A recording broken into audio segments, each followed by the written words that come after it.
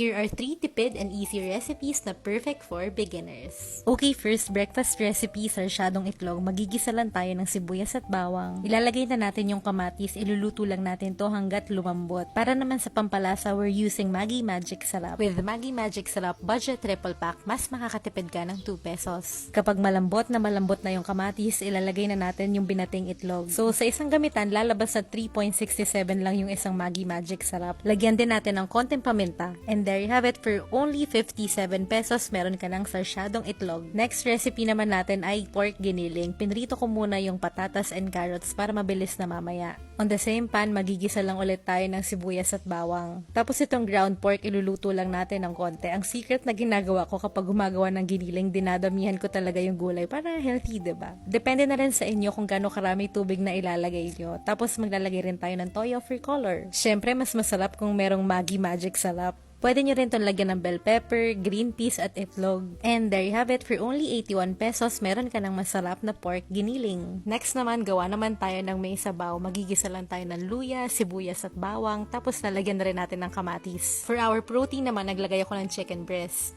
Lutuin lang natin yung chicken, tapos ilalagay na natin yung carrots. Ang healthy din itong recipe na to kasi ang daming gulay. At syempre automatic na yan ang solid na pampasarap, Maggi Magic Sarap. Naglagay din pala ako ng Maggi Chicken Cube para lasang-lasa yung manok. And there you have it, for 90 pesos meron ka ng sinabawang chicken sayote. Madali lang at budget friendly lahat, diba? Thanks to Maggi Magic Sarap Budget Triple Pack, dahil nakatipid tayo ng 2 pesos. Nakagawa tayo ng hindi lang isa, hindi lang dalawa, pero 3 budget friendly dishes. Yun lang, try nyo na rin. Enjoy, bye!